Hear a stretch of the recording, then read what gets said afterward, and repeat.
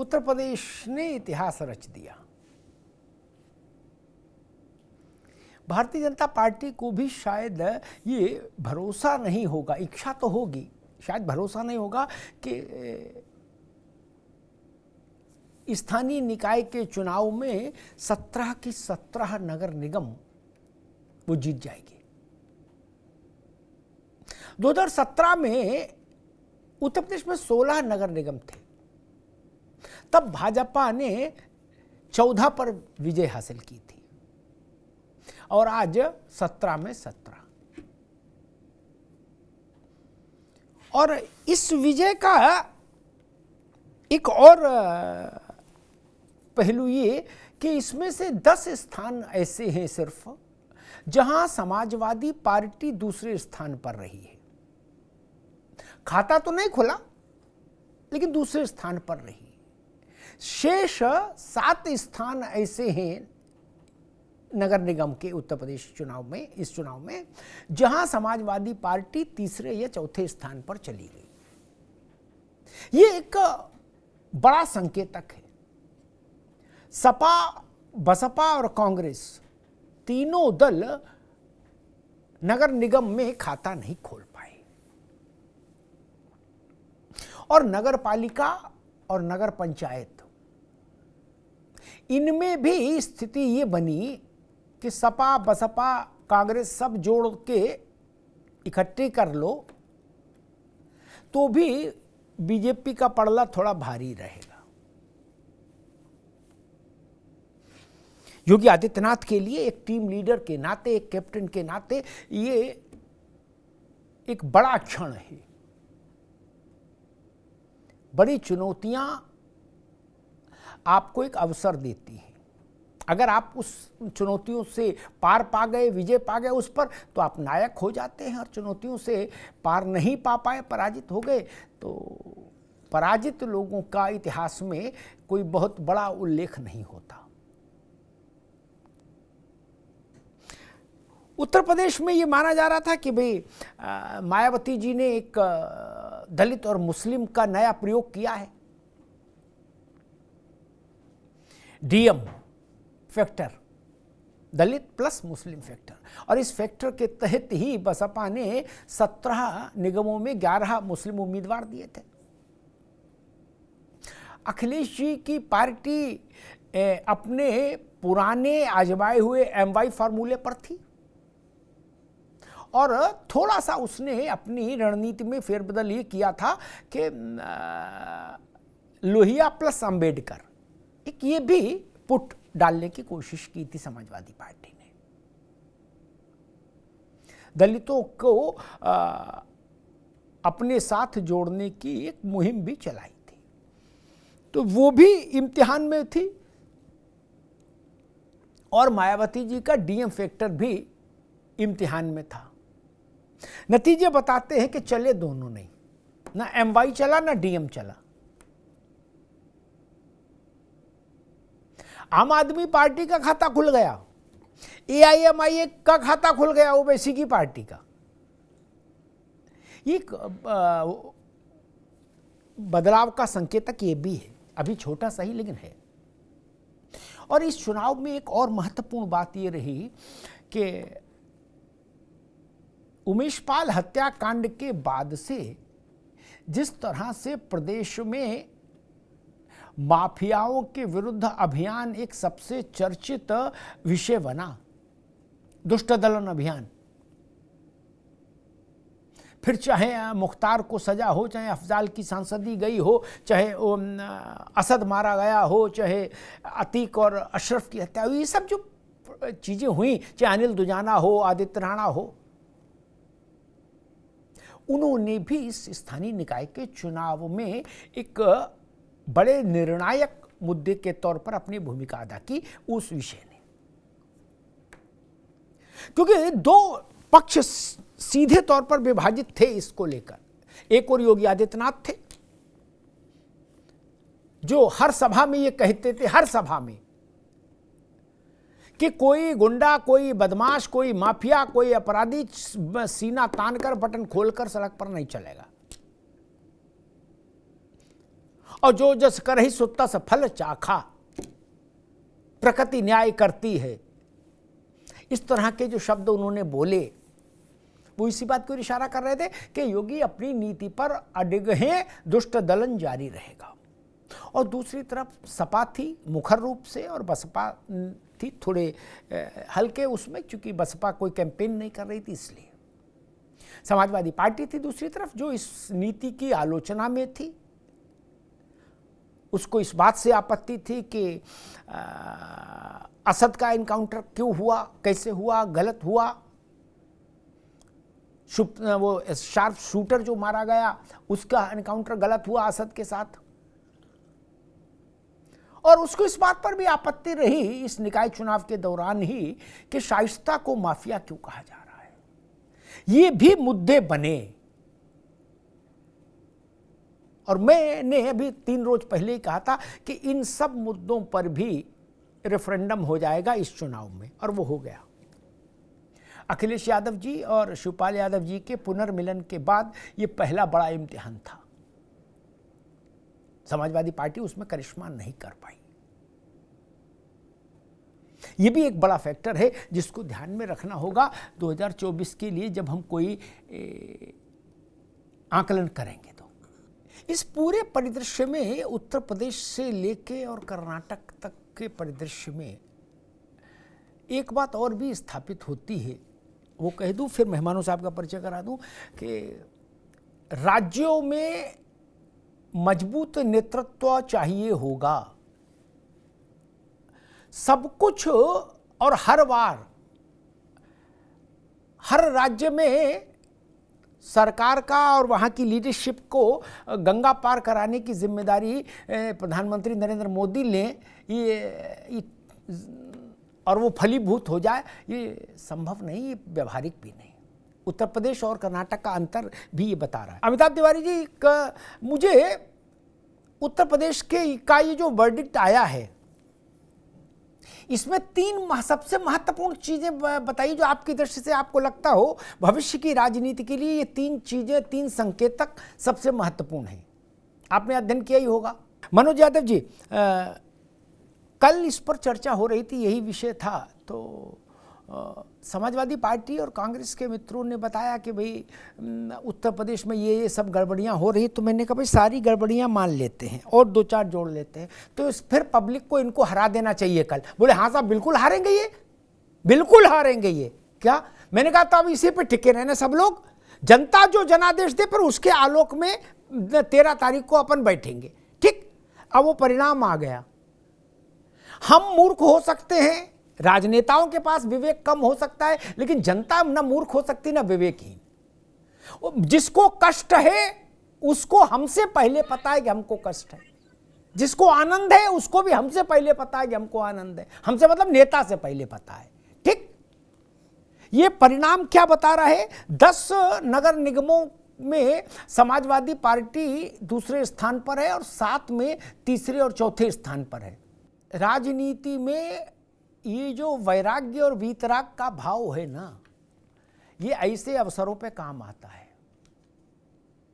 अगर समाजवादी पार्टी का दिल इतना बड़ा हो गया कि उसने जो अन्य जीते हैं वो भी इसलिए कि बीजेपी थोड़ी बहुत बड़ी न दिखाई दे, तो अन्य पर ज्यादा जोर दे के अन्य को भी अपना मान लें क्या? ये आपके सिंबल पर कहां कौन जीता उतने में लड़ाई लड़ो ना मित्र। अब अन्य जीता, अब इन सब तो कुछ होता नहीं तर्कों से। हार के दिन मानना चाहिए हम हारे। ठीक, ये दुनिया की बहस से स्थितियां और खराब होती हैं। ठीक ना? ये बहस तो कांग्रेस 77 में भी कर रही थी उत्तर प्रदेश में कि हम हार गए तो क्या हम खत्म हो गए, लेकिन परिस्थिति तो वही थी। इसलिए ध्यान रखना चाहिए। खैर रत्नाकर जी, कल हम चर्चा कर रहे थे कि उत्तर प्रदेश में विधानसभा के चुनाव को प्रस्थान बिंदु कांग्रेस के लिए अगर माने तो निकाय से हमको ये अंदाज लगेगा कि वहां से कांग्रेस बेहतरी की ओर कितना आगे बढ़ी। विधानसभा के अपने स्टेटस से, निकाय के चुनाव में कितना आगे बढ़ी प्लस में। मुझे लगता नहीं कि जो परिणाम आए हैं वो कोई ऐसा इशारा कर रहे हैं कि जहां पर कांग्रेस विधानसभा में खड़ी थी उससे आगे कुछ गई हो। आपकी जानकारी के लिए बता दूं, एक ही नगर निगम है जहां अंत तक बीजेपी से लड़ाई लड़ी गई, वो बीएसपी ने लड़ी आगरा में। ठीक, आपने नहीं लड़ी। जो आप बता रहे हो बीएसपी ने खत्म कर दिया, हथियार डाल दिए, वो क्या कर दिया, चद्दर तान सो गए, अकेली वो लड़ी, सपा कहीं लड़ी नहीं। अच्छा, ठीक, और कांग्रेस का तो छोड़ ही दो नगर निगम। समाजवादी पार्टी के अध्यक्ष ने उत्तर प्रदेश छोड़ दिया। उन्होंने ट्वीट किया कर्नाटक पर। उत्तर प्रदेश पर ट्वीट करना चाहिए जहां आपकी सारी जमीन है। खैर, कांग्रेस ने भी कह दिया कि मैं उत्तर प्रदेश पर चर्चा कर रहा हूं, बताइए कर्नाटक नहीं देख रहे हो। अगर 80 लोकसभा सीट देने ना, अभी नहीं मनोज जी, आपके पास भी नहीं आएंगे, इससे अभी उंगली मत उठाओ, अभी बहुत टाइम है आपके पास आने में। 80 सीट देने वाले उत्तर प्रदेश को अगर सब लोग ऐसा छोड़ रहे हैं तो मैं उनके राजनीतिक समझदारी को प्रणाम करता हूं। ठीक, अगला चुनाव लोकसभा का जब होगा तो उत्तर प्रदेश के बराबर में 5 कर्नाटक तुल जाएंगे, है ना, और 10 हिमाचल, तब जाके एक यूपी की शक्ल बनेगी। इसलिए ये जो कह रहे, अरे अमिताभ जी आप भी गजब आदमी, यूपी लेके बैठ गए, कर्नाटक पर बात करते। अरे हमें तो पांडुचेरी पर भी कर लेंगे, आप अपनी सोचो, हम तो पांडुचेरी पर कर लेंगे। गजब बात करते हो। एक तरफ कह रहे हो 17 नगर निगम यूपी है क्या, बड़ा ज्ञान की बात लाए। 17 नगर निगम यूपी है क्या? 17 नगर निगम में जितनी आबादी रहती उतनी कर्नाटक में नहीं है कुल। ठीक, बोले नहीं कर्नाटक पर हम ट्वीट करेंगे, कर्नाटक की बात तो करेंगे, लेकिन नगर निगम की बात कैसी कर रहे हो, छोटी बात कर रहे हो, हमसे बड़ी पार्टी है। तो फिर तो परिणाम हो सकता है उनको। खैर, नाजिम अली साहब, समाजवादी पार्टी को बहुत जगह डेंट पहुंचाया है आपकी पार्टी ने, ऐसा कहा जा रहा है। आपकी पार्टी और आम आदमी पार्टी पर अभी आरोप सामने नहीं आया कि सपा उस पर आरोप लगाएगी कि कांग्रेस के वो किसको उन्होंने नुकसान पहुंचाया है, बट पहुंचाया है, और बीएसपी के ऊपर है आरोप। 2 चीज़ें करनी हो हैं। एक वो चीज़ कर्नाटक में, रत्नाकर भाई ने चूंकि कर्नाटक पर जोर दिया कि एक तो जो घोषणा पत्र में है कि बजरंग दल को बैन किया जाए। अब देखना होगा राज्य सरकार किस कानून और धारा के तहत बैन करती, चूंकि ये अधिकार केंद्र के पास रहता है। और दूसरा जो शिव कुमार जी ने कहा था उस वक्त कि हम अगर सरकार में आए तो हर जिले में हनुमान जी का एक बड़ा मंदिर बनवाएंगे। तो मुझे पता नहीं कर्नाटक में कुल कितने जिले हैं, अमिताभ जी को पता होगा, लेकिन जितने भी जिले हैं हम उम्मीद करते हैं उनमें भव्य मंदिर का शिलान्यास जल्दी से जल्दी होगा। इससे हम सारे हनुमान भक्त लोग देश के उम्मीद करते हैं। बिमल सिंह, पहले तो मैं ये कह दूं कि आप कर्नाटक में हारे हैं, ठीक है ना, और कांग्रेस आपसे 2 सीटें जीती। ये कहना इसलिए ज़रूरी है, नहीं तो रत्नाकर जी कहेंगे कि देखिए आपने कर्नाटक की बात नहीं की। ठीक, तो बात होनी चाहिए, बात में काय का छुपाव होना चाहिए। लेकिन आज की बहस में फिर उत्तर प्रदेश पर ही रखूंगा। ठीक, ये कहने के बाद ताकि मेरे ऊपर आक्षेप नहीं लगे कि कर्नाटक की बात नहीं की, नैरेटिव सेट कर रहे हो। फिर भी मैं कहूंगा आप पूरा नॉर्थ ईस्ट जीत आइए, फिर भी आप बनारस और इलाहाबाद मंडल के बराबर रहेंगे। ठीक, उत्तर प्रदेश की हैसियत को समझिए भाई साहब। जवाहरलाल नेहरू यहां इसीलिए ऐसे ही नेतागिरी कर रहे थे ना, गजब करते आप लोग। इंदिरा जी यहां इसीलिए चुनाव लड़ती थी।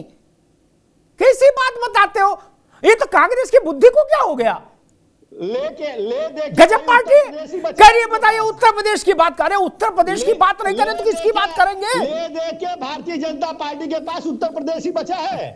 उत्तर में जितने भी दोस्त थे ना वो सारे दुश्मन बन गए हैं। रत्नाकर जी, ठीक ठीक है, ठीक ममता बनर्जी दुश्मन बन गई। अरे रुक, जालंधर में आम आदमी पार्टी ने कांग्रेस के सिटिंग एमपी की मृत्यु से जो खाली हुई थी सीट वो जीत ली, और वो भी 55,000 के आसपास से। ठीक, इसलिए ज्यादा ढोल ना बजाओ महाराज, कुछ तो अपनी भी स्थिति ध्यान करो। खैर विमल सिंह जी, उत्तर प्रदेश में बसपा सपा से बहुत पीछे नहीं। ठीक, अगर विश्लेषण करें तो, और बसपा सपा और कांग्रेस तीनों को जोड़ दें तो भी वो बीजेपी से पीछे रह जाते हैं। ये स्थिति तो बन गई। मनोज जी, ये ने मेरे बहस में ये सब मत करिए ड्रामा ना, जब बोले तब बात करिए, ये सब मेरे साथ नहीं, और चैनलों पर करिएगा, मेरे साथ नहीं ना। मैंने आपको पहले मना किया तो मेरे साथ ये सब नहीं चलता। नो विमल सिंह, देखिए मैं बता दूंगा, आपको समझा दूंगा जी। अमिताभ तिवारी जी, एक बुनियादी सवाल भारत की राजनीति में स्वीकार करने की क्षमता अभी तक डेवलप नहीं हो पाई। ठीक, एक थंब रूल है जिसको आप अभिनय में लो, उस पर चिल्लाओ, अभिनय करो, कुछ करो, उससे फर्क नहीं पड़ता। वो थंब रूल पूरे सब जगह में है। अगर जनता को कष्ट है तो जनता आपके खिलाफ वोट करेगी, चाहे आप सोने को हो जाओ। ठीक, जनता को आपसे आनंद है तभी आपके पक्ष में वोट करेगी। ठीक, अगर 4 बार 5 बार कोई मेयर किसी नगर निगम में एक ही पार्टी के मेयर को मौका मिल रहा है तो स्वाभाविक है उसके पीछे जन स्वीकृति है तभी मिल रहा। हमारे कहने से, मनोज के कहने से या रत्नाकर के कहने से, विमल कहने से तो नहीं मिल जाएगा, ना अखिलेश जी योगी जी के जाने से मिल जाएगा। अगर जनता जा सुराज प्रिय प्रजा दुखारी सोनरप आगे जानते ही हो, तब ये बात हम क्यों नहीं स्वीकारते कि जनता को अपना विकास हमसे ज्यादा दिखता है। कहां पुलिया बनी है ये हमसे ज्यादा जनता को नहीं समझ में आता तिवारी जी। या नेता के ही पास वो चश्मा है, केवल उसी को समझ में आता है। मेरे शहर में कोई मुझसे ये कहे कि हमने एक यूनिवर्सिटी बना दी तो मुझे विज्ञापन देख के पता लगेगी यूनिवर्सिटी या आंखों से पता लग जाएगी? तिवारी जी देखिए, मैं इस बात से बड़ा खिन्न रहता हूं। हमारे यहां तो समस्या ये है कि हारे वाले खुद को हारा नहीं मानते और जो जीता उसको जीता हुआ नहीं मानते। जब तक इस बीमारी का इलाज नहीं होगा, इसके लिए कोई इंजेक्शन वैक्सीन नहीं आएगी, तब तक भारत की राजनीति बहुत समझदार नहीं हो सकती। पहले तो इसी की वैक्सीन खोजनी होगी ना, कि जो जीता है उसको जीता मानो, जो हारा है वो अपने को हारा माने। ऐसा लगता है कि जैसे आलू भाजी सब्जी है, बोले वो उठा ले गए सरकार, हम उधर देखने लगे पान की दुकान की तरफ, तब तक वो सरकार छीन ले गए हमसे। ऐसा होता है कहीं? नहीं ना। भाजपा आज ये कहे कि कर्नाटक में हम हारे नहीं है, हम तो जीते थे, कांग्रेस ने छीन ली जीत, तो इस बात का कोई अर्थ है क्या? ये प्रलाप है। वैसे ही जो लोग भाजपा की विजय में प्रलाप करते हैं वो भी प्रलाप कर रहे हैं। रत्नाकर सिंह अगर ये चाहते हैं कि कर्नाटक में विजय पर उनको एब्सोल्यूट बधाई मिले तो उनके अंदर उतना नैतिक साहस होना चाहिए कि दूसरी जगह दूसरे लोग जीते तो उतना ही उदार होकर बधाई दीजिए, फिर वहां दाएं बाएं मत करिए। खैर, नाज़िम अली, रामपुर जिले में स्वार विधानसभा क्षेत्र, जहां से आजम खान के बेटे अब्दुल्ला 2 बार एमएलए रहे, उस सीट पर आजम साहब ने धुआंधार प्रचार किया, भरपूर प्रचार किया, हर गली चौराहे नुक्कड़ पे प्रचार किया और उन्होंने कहा 150 करोड़ में कोई माई का लाल पैदा नहीं हुआ जो अब्दुल्ला को हरा दे। ठीक, उन्होंने ये भी कहा कि हमने जूते पर पड़ा थूक चटवा दिया लोगों को। उन्होंने जो जीता है प्रत्याशी उसके लिए कहा कि ये नमक हराम हरामखोर क्या लाया है प्लेट चुनाव चिन्ह। इतना करने के बाद भी अगर वहां भाजपा का कैंडिडेट जीत जाए तो क्या ये इसका क्या संदेश निकालें? रामपुर लोकसभा, विधानसभा, बाई इलेक्शन, म्युनिसिपल कॉरपोरेशन, सब में साफ क्या ये बात समझ में आ सकती है, मानी जा सकती है कि लगभग 40 साल तक जो सूर्य उस इलाके में चमकता रहा आजम खान साहब की सियासत का, नवाब खानदान के बाद, वो सूर्य ढल गया? देखिए, बड़ा, क्योंकि बहुत बड़ी बात है, वो उत्तर प्रदेश की मुस्लिम राजनीति के लिए ये पराजय बहुत मीनिंगफुल है, बहुत इसके दूरगामी संदेश हैं, इसलिए मैंने ये बात उठाई। क्या आपको ऐसा लगता है कि असदुद्दीन ओवैसी की पार्टी उत्तर प्रदेश में उतनी पेठ बना पाई है, बना ले गई है जितने में किसी पार्टी को राजनीतिक तौर पर नोटिस किया जाता है? एक, और दूसरा, चंद्रशेखर इस बार आपके साथ रहे। कुछ लोग ऐसा मानते हैं कि चंद्रशेखर बसपा का वो वोटर जो किसी दौर में कांशीराम जी के साथ के कारण जुड़ा था मायावती से, बाद में उनसे थोड़ा उसकी मतभिन्नता हुई, वो चंद्रशेखर के साथ है। इस नाते वो सपा के साथ, चूंकि इस बार चंद्रशेखर आपके साथ थे। इसका क्या इस चुनाव में कोई फायदा आपको मुझे मिलता नहीं दिख रहा चंद्रशेखर के साथ का? नहीं तो पश्चिमी उत्तर प्रदेश में या आगरा जैसे इलाकों में इसका फर्क दिखता, जहां बड़ी संख्या में दलित वोटर है। मैं तो एक अवसर और तय करता हूं। शिकायत किसी को न रहे कि ये एंगल मेरा रह गया। मैं तो कहता हूं बार बार रीटेक लो, जब खुद संतुष्ट हो जाओगे हाँ अब ठीक है तभी मानो। कल एनालिसिस कर लेते हैं 17 और 23 का, सब पार्टियों का कागज पत्तर आ जाएगा सामने। ये मोबाइल और इंटरनेट का मतलब ही नहीं, चुनाव आयोग से ही आ जाएगा, ठीक सब कुछ बिल्कुल कल शाम तक इसकी भी एक समीक्षा कर लेंगे। लेकिन फिर हम इतना विनम्र अनुरोध जरूर अपने मित्रों से करेंगे, फिर बात इतने बड़े मन से शुरू करना कि दुनिया तारीफ करे कि हाँ हमारी पार्टी 17 के मुकाबले कमजोर हुई। अगर है तो फिर यहां से बात शुरू करना। फिर ये नहीं कि वहां गड्ढा क्यों है सड़क पर, वहां बकरा क्यों लटका था, वहां कबूतर क्यों मर गया, वहां छिपकली क्यों दिखाई दी, फिर ये सब बंगलिंग नहीं। इतना बड़ा दिल लेके आइएगा, मैं बहस करूंगा, ठीक। लेकिन फिर दिल इतना बड़ा, फिर ये सब बातें नहीं कि बंगाल में क्या हुआ ये बताओ। अच्छा बंगाल का जवाब दे दिया तो बोले तमिलनाडु में क्या हुआ वो बताओ। ये सब मत करना। अगर है तो इस पर भी चर्चा कर लेंगे कि 17 के मुकाबले सेहत सुधरी कि खराब हुई, ठीक। लेकिन ईमानदारी रखना, फिर हल्ला गुल्ला नहीं चलेगा कतई। ईमानदारी से यहीं से धैर्य से बात शुरू करेंगे अपन कि हाँ भाई मेरी पार्टी, नहीं तो आप कहिएगा कि मेरी पार्टी की इम्यूनिटी पावर सुधरी है, अच्छी बात है। विमल जाएंगे वापस। रत्नाकर जी, कर्नाटक, फिर बार बार कहती, चूंकि कांग्रेस एक सेकंड में ये आरोप लगा देगी कि आप कर्नाटक की बात नहीं कर रहे हैं जानबूझ के। नहीं जी, मैं तो सुबह से कर्नाटक की बात कर रहा, आपसे भी 2 बार कर दी, तीसरी बार भी कर दूं। कर्नाटक की जीत की बहुत बहुत बधाई के साथ उत्तर 24 में जब चुनाव में जाएंगे ना बाबू, तो कर्नाटक उत्तर प्रदेश के 80 सीटों का फैसला नहीं करेगा ना, वो तो यहीं की जनता करेगी, है ना भाई। सिद्धरमैया तो कर नहीं सकते ना यहाँ का फैसला। यहां तो दूसरे रमैया कोई देखने पड़ेंगे कि खड़गे जी यहां का भी चेक काट देंगे, वो अकाउंट अलग ही अकाउंट अलग। मैं सिर्फ ये समझना चाह रहा हूं आपसे कि 2% वोट विधानसभा में आपके पास था, है? और अभी के आंकड़े हमको बता रहे हैं कि बहुत आश्वस्तकारी भरोसेमंद इस तस्वीर निकाय चुनाव में भी आपकी कहीं नहीं बनी।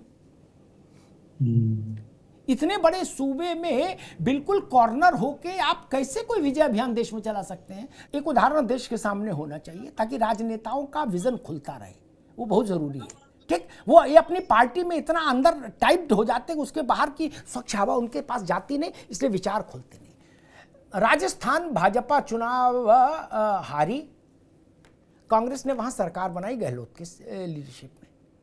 उसके बाद लोकसभा का चुनाव हुआ, 25 में 25 सीटें जीती। राजस्थान भाजपा मुक्त हो गया था, लेकिन लोकसभा का चुनाव हुआ तो 25 सीटें जीत के आई। राजनीति 2-2-4 नहीं होती मेरे दोस्त, इतना तो ख्याल रखो कम से। नहीं आपने उसी वक्त ज्ञान क्यों नहीं आया आपको? मेरे बोलने के बाद ज्ञान आता है सबको, पहले अपनी तरफ से क्यों नहीं आ जाता ज्ञान भाई? गजब करते हुए सब लोग। नहीं, विमल सिंह, कांग्रेस ने कहा कर्नाटक जीतने के बाद उन्होंने बता दिया कि भाई सारे राज्यों में भाजपा हार रही है, सारे राज्यों में मामला गड़बड़ हो गया है और क्या क्या हो गया है बता दिया उन्होंने। और उन्होंने कहा कि अब राहुल गांधी की आंधी चल रही है, केवल उत्तर प्रदेश बचा है। तो इतना तो मान ही लो कि योगी आदित्यनाथ झंडा गाड़े हैं। क्या उत्तर प्रदेश का मुस्लिम मानस सपा बसपा और आपकी पार्टी और कांग्रेस, ये 4 लोग मोटे तौर पर माने जाते हैं कि उसके दावेदार हैं, ठीक। जिसमें विधानसभा चुनाव बताता था कि 80% से ज़्यादा मुस्लिम मतदाताओं ने समाजवादी पार्टी को वोट किया, जब समाजवादी पार्टी को 111 सीट पर जीत मिली विधानसभा के चुनाव में। लगभग 82% मुस्लिम वोट मिला। इतना मुस्लिम टर्नआउट कभी मुलायम सिंह जी को नहीं मिला जब उनकी लीडरशिप में समाजवादी पार्टी चुनाव लड़ती थी, तब भी। क्या आपकी पार्टी को अब ऐसा लगता है कि मुस्लिम शिफ्ट हो रहा है? और अगर हाँ तो क्यों? ऐसा क्यों लगता है आपको कि उत्तर प्रदेश में आपके लिए जगह हो सकती है? जिस उत्तर प्रदेश में 82% मुसलमानों ने सपा को वोट दिया विधानसभा में, वहां आपको अचानक से संभावना क्यों कैसे दिख गई?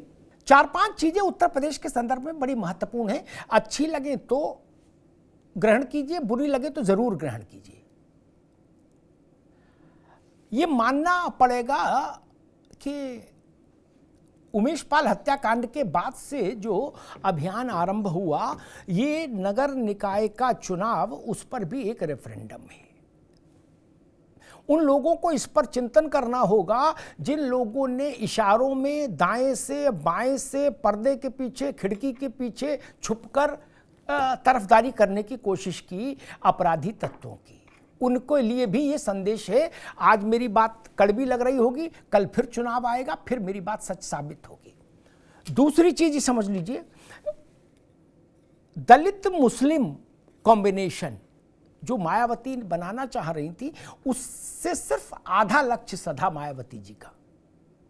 समाजवादी पार्टी के लिए बहुत मुश्किल पैदा हो गई, उतना आधा लक्ष्य सध गया, लेकिन बसपा उस लक्ष्य, उस कॉम्बिनेशन से, फॉर्मेशन से खुद के लिए जीत अर्जित नहीं कर पाएगी। ये भी लिख लीजिए, ठीक, ये भी लिख लीजिए। इनके लिए तो साइकिल के लिए मुश्किल पैदा कर देगी, ठीक, क्योंकि वोट उतना नहीं ना, उसी केक में से वो भी कुछ ले जाएंगे तो आपको हरा देंगे। मेरठ हार जाए सपा तो बड़ी बात है, बसपा भी नहीं जीत पाएगी, उसने आपको भी हरा दिया। खैर,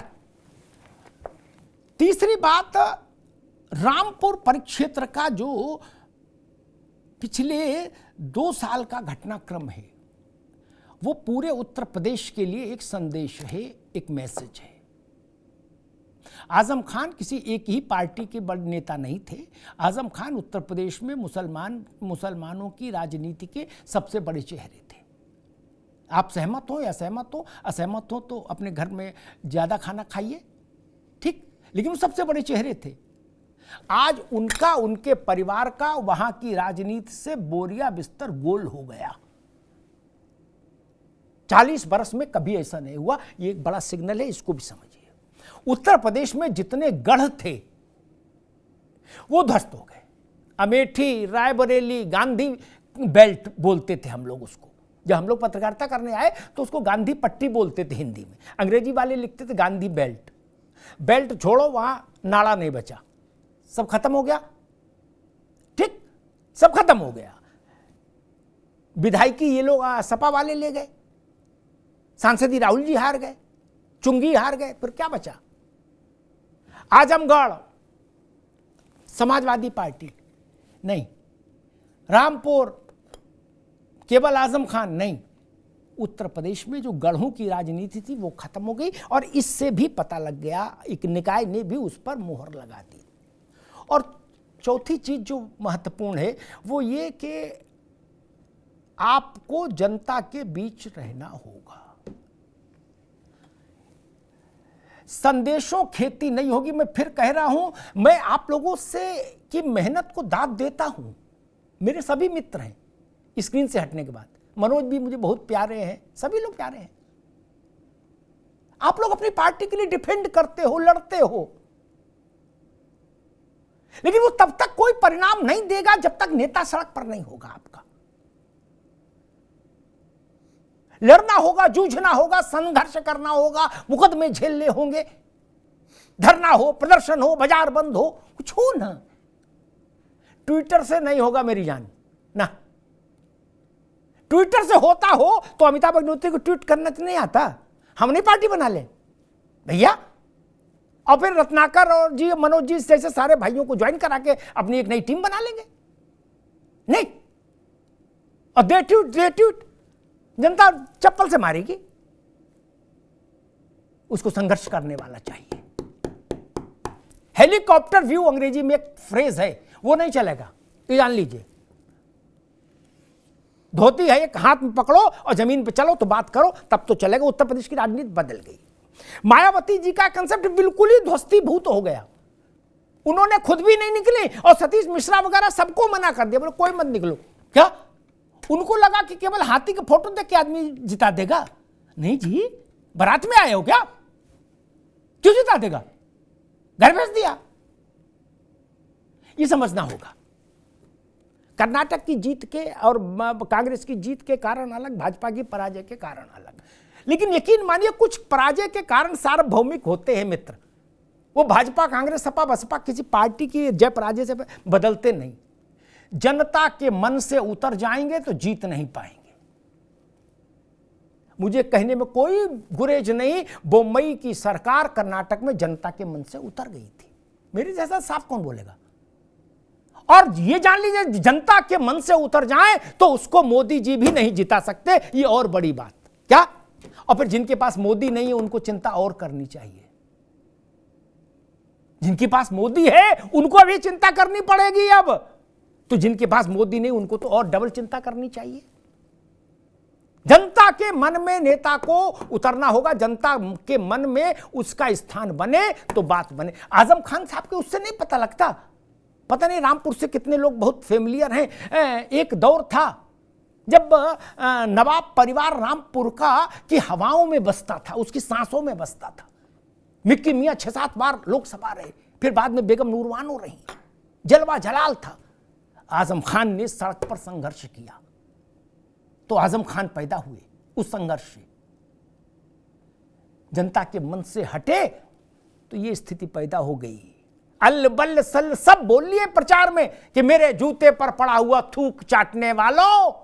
क्या क्या हुआ? जनता ने हरा दिया, कहा जाओ घर सो जाओ जाके, है ना। आप ये बोल तो लिए मेरे जूते पर पड़ा थूक चाटी। लोकतंत्र है भाई, आप दिल्ली लाही है। और जिन लोगों को ये भ्रम है कि हम ऐसे ऐसे करेंगे और जनता नहीं, भाई साहब ऐसे ऐसे तो गांधी जी के कैसे नहीं काम चला, गांधी जी को भी यात्रा करनी पड़ी पैदल पैदल। जिनको ये गलत फहमी है कि हम आएंगे चेहरा दिखाएंगे, नहीं, वो टाइम चला गया। और किसी भी स्थिति में सरकार की वापसी बहुत बड़ी बात होती है, क्योंकि सरकार में जो होता है, चाहे वो नगर की सरकार हो, चाहे प्रदेश की सरकार हो, चाहे देश की सरकार हो, अगर दोबारा आ रही है चुनकर तो मानकर चलिए जनता के से आशीर्वाद के बिना कोई ताकत जिता आपको दोबारा नहीं ला सकती। अगर 4 जगह 4 बार मेयर आपका चुना जा रहा है, बनारस में, गोरखपुर में, इलाहाबाद प्रयागराज में, या जहां भी, कानपुर में, लखनऊ में, तो इसके पीछे कोई वजह होगी। उस वजह को खोजिए। यहां बैठकर किसी की जीत को खारिज कर दे, किसी के पराजय को खारिज कर दे, उससे क्या हासिल होगा? जाओ जाओ कर दीजिए। ये कोई तो वजह होगी। आखिर लखनऊ में लोग इसी देश के लोग रहते हैं, बुद्धिमान लोग रहते हैं, उनको उतनी भी समझ नहीं जितनी आप लोगों को है। और कल भी मैंने कहा था, आज भी कहूंगा, नेता बदले जा सकते हैं मनोज बाबू, जनता तो वही रहेगी, हमें अच्छी लगे चाहे बुरी लगे। वोट तो इसी से लेना है। कोई पार्टी तो रत्नाकर भाई ऐसी बनी नहीं जो कहे मैं अपनी नई जनता लाऊंगा, ना ना। यही जनता है, यही वोट देगी तो राजा बाबू बना देगी, और वोट नहीं देगी तो रैन बसेरे में सोना पड़ेगा। फिर राजनीतिक रूप से वानप्रस्थ हो जाता है। इसलिए विजय की समीक्षा की जानी चाहिए। जो जीते उसको अहंकार नहीं होना चाहिए, और जो पराजित हो जाए उसको जीतने वाले के पीछे के कारणों की समीक्षा जरूर करनी चाहिए। ये कह देना कि नहीं नहीं, अरे ऐसे ही कुछ नहीं, कोई जीते ही नहीं, ये भाव ठीक नहीं। लोकतंत्र में जनता का अपमान है। अगर 17 निकाय के लोग, निगम के लोग जीते हैं, वो जनता के आशीर्वाद से जीते हैं, वो सम्मान के पात्र हैं, क्योंकि उनके पीछे जनादेश है। उस जनादेश का सम्मान होना चाहिए। वो हमको पसंद हो व्यक्ति या न हो, अलग बात है।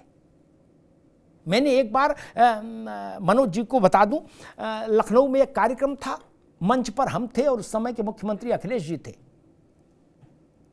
और तमाम और सर मंत्री थे और तमाम अधिकारी थे।